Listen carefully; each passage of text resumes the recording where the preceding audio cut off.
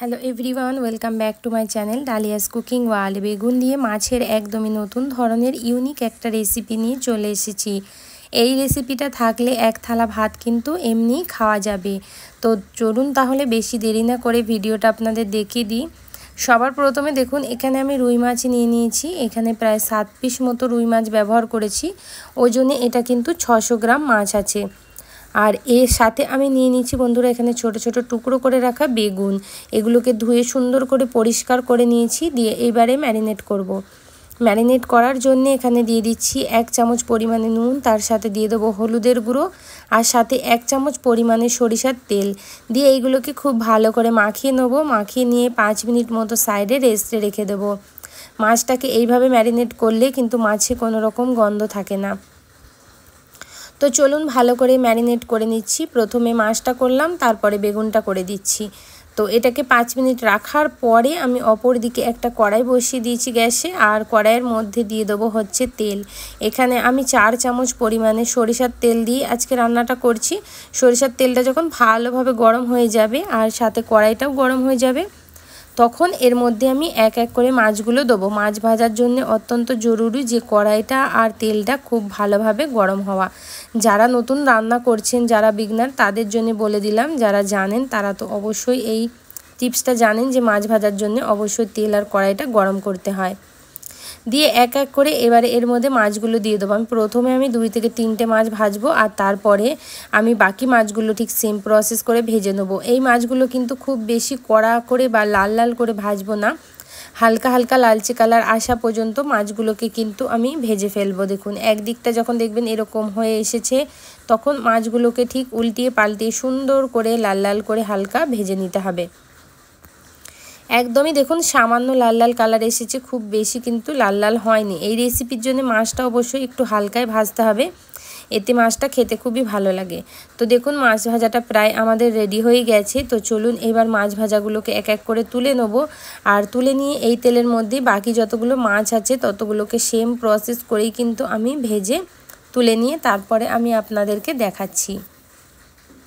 তো সব মাছগুলো মোটামুটি আমাদের এইরকম করে ভাজা হয়ে গেল। এইবারে ওই তেলের মধ্যেই কিন্তু দিয়ে দেবো হচ্ছে বেগুন। যে বেগুনগুলোকে ম্যারিনেট করে রেখে দিয়েছিলাম, সেই বেগুনগুলোকে দিয়ে কিন্তু আমি হাই ফ্লেমে ভাজবো 2 মিনিট মতো। 2 মিনিটেই দেখবেন সুন্দর লাল লাল কালার চলে আসে বেগুনগুলো। আর এরকম হলেই কিন্তু যথেষ্ট। বেগুনগুলো খুব বেশি কিন্তু সিদ্ধ করতে হবে না, শুধুমাত্র হাই ফ্লেমে লালচে কালার নিয়ে আসলেই চলবে। তো নাড়াচাড়া করে বেগুনগুলো ভেজে নিচ্ছি, ভেজে তুলে নিচ্ছি। বন্ধুরা, যদি ভিডিওটা আপনারা এতক্ষণ পর্যন্ত দেখে থাকেন আর যদি ভিডিওটা আপনাদের ভালো লেগে থাকে, তাহলে অবশ্যই এইভাবে আমার চ্যানেলটাকে সাপোর্ট করবেন। আর যারা আমার চ্যানেলে আজকে নতুন বন্ধু এসেছেন, তারা প্লিজ চ্যানেলটা সাবস্ক্রাইব করে নেবেন, তার সাথে বেল নোটিফিকেশানটা অন করে দেবেন। তাহলে কিন্তু এরকম নতুন নতুন রেসিপির নোটিফিকেশান আপনাদের কাছে সবার প্রথমে পৌঁছে যাবে। ভিডিওতে যদি এতক্ষণ লাইক না করে থাকেন, অবশ্যই একটা লাইক দিয়ে দেবেন। ফেসবুক পেজ থেকে দেখলে পেজটাকে ফলো করে নেবেন। এবার দেখুন বন্ধুরা, এখানে আমি ওই তেলের মধ্যেই কিন্তু দিয়ে দিলাম 2টো শুকনো লঙ্কা আর 1/2 চামচ পরিমাণে জিরে। এই দুটো ফোড়ন দিলে কিন্তু এই মাছ বেগুনের রেসিপিটা খুবই ভালো লাগে। এবার এর মধ্যে দিয়ে দেবো হচ্ছে পেঁয়াজ কুচি। এখানে আমি প্রায় 3টে মিডিয়াম সাইজের পেঁয়াজকে ছোট ছোট টুকরো করে কুচি করে নিয়েছি। এবার এই পেঁয়াজগুলোকে আমাদেরকে খুব ভালো করে ভেজে নিতে হবে। যতক্ষণ না একদমই লাইট গোল্ডেন কালার আসছে না, ততক্ষণ কিন্তু ভাজা করতে হবে। তো চলুন এইভাবে অনবরত নাড়াচাড়া করতে করতে এই রকম লাইট গোল্ডেন কালার যখন দেখবেন এই পেঁয়াজের মধ্যে চলে এসেছে, তখনই ভাববেন কিন্তু পারফেক্ট। এবার এর মধ্যে সরাসরি আমাদের দিয়ে দিতে হবে আদা রসুন বাটা। এখানে আমি 1 চামচ পরিমাণে আদা রসুন বাটা ব্যবহার করছি। যারা রসুন বাটা মাছে পছন্দ করেন না, তারা শুধুমাত্র আদা বাটাও দিতে পারেন। দিয়ে এবার এটাকে তেলের মধ্যে ঠিক পেঁয়াজের সাথে একটুখানি 30 থেকে 40 সেকেন্ড এইভাবেই ভাজা করে ফেলবো। সুন্দর করে দেখবেন যতক্ষণ না ভাজা হচ্ছে না, একটা আদার কাঁচা গন্ধ থাকে, সেটা না যাচ্ছে, ততক্ষণ এইভাবে ভাজতে হবে। প্রায় 30 থেকে 40 সেকেন্ড ভাজলেই যথেষ্ট। এবার এখানে দিয়ে দিচ্ছি হচ্ছে টমেটো কুচি। এখানে দেখুন আমি ছোট্ট ছোট্ট সাইজের টমেটোর ছিল আমার কাছে, তো সেইগুলো 3টে টমেটোর আমি একদম কুচি কুচি করে কেটে দিয়ে দিয়েছি। আপনাদের কাছে যদি বড় সাইজের টমেটো থাকে, একটা বা দুটো দিতে পারেন। তো এবার এর মধ্যে সামান্য পরিমাণ জল দিয়ে দিলাম, যেহেতু এর মধ্যে ড্রাই মশলা অ্যাড করব। ড্রাই মশলা দেওয়ার আগে সামান্য জল দিয়ে দেবেন পেঁয়াজে, তাহলে মশলাটা পুড়ে যাবে না, খুব সুন্দরভাবে কিন্তু মশলা কষানো হয়ে যাবে।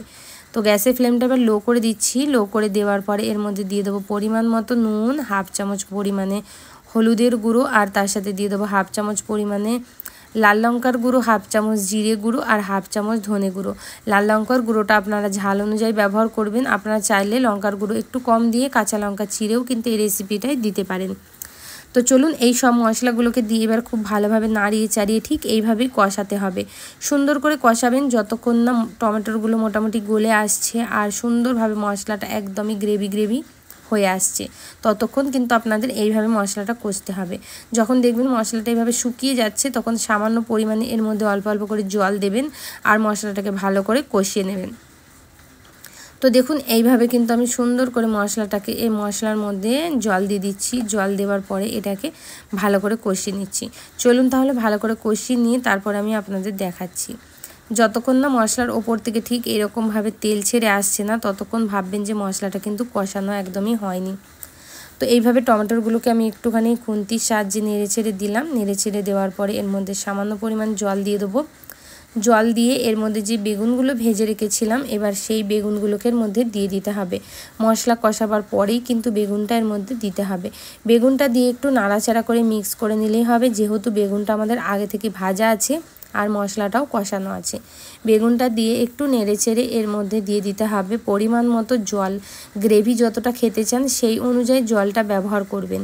এখানে আমি প্রায় 1 গ্লাস মতো জল ব্যবহার করছি, যেহেতু বেগুনটা গলবে আর মাছের গ্রেভিটা আমি একটু মাখো মাখো রাখবো, তাই আমি এখানে 1 গ্লাস জল দিয়ে দিলাম। জল দিয়ে খুব ভালোভাবে মিক্স করে নিতে হবে। নুনটা এই সময় একটু চেক করে নেবেন আপনারা, যদি কম লাগে তাহলে সামান্য পরিমাণ দিয়ে দেবেন। দিয়ে এটাকে ঢাকা চাপা দিয়ে রেখে দিতে হবে প্রায় 5 মিনিট মতো লো মিডিয়াম ফ্লেমে। দেখা হচ্ছে 5 মিনিট পর। 5 মিনিট দেখুন বন্ধুরা হয়ে গেছে আর বেগুনগুলো খুব সুন্দরভাবে উপরে ভেসে এসেছে, তার মানে বেগুনগুলো ভালোভাবে সিদ্ধ হয়ে গেছে। এবার এইভাবে আমি এটাকে ভালো করে নাড়িয়ে চাড়িয়ে দেখিয়ে দেবো আপনাদের। দেখুন বেগুনগুলো একটু ভেঙে দেখছি একদমই নরম সফট হয়ে গেছে, তাই বেগুনগুলোকে হালকা হালকা করে একটু ম্যাশ করে দেবো এই গ্রেভির মধ্যেই। দিয়ে একটু নাড়াচাড়া করে এর মধ্যে সামান্য পরিমাণে জল আমি আর একটুখানি দিয়ে দেবো, কেন কি আমি এর মধ্যে এবারে মাছটা দেবো। মাছটা যাতে খুব সুন্দরভাবে এর মধ্যে সিদ্ধ হয়ে যায় আর এর জুসটা যেটা আছে গ্রেভিটা সেটা যাতে মাছ অ্যাবজর্ব করে একদমই নরম সফট হয়ে যায়। এটা কিন্তু খেতে অসাধারণ হয়। আপনারা অন্তত একবার তৈরি করে এই রেসিপিটা দেখবেন আর আমায় কমেন্ট করতে একদম ভুলবেন না। প্রায় 5 মিনিট মতো রাখার পরে আপনাদের দেখিয়ে দিচ্ছি মাছগুলো কত সুন্দরভাবে টেন্ডার হয়ে গেছে আর একদম সুন্দরভাবে কিন্তু গ্রেভি হয়ে গেছে। দেখুন খেতে কিন্তু অসাধারণ হয়, একদমই সিম্পল একটা রান্না। আর যারা কোনো দিন এইভাবে মাছ রান্না না করে থাকবেন তারা অবশ্যই একবার মাছটা রান্না করে দেখবেন, খুবই মজার লাগে।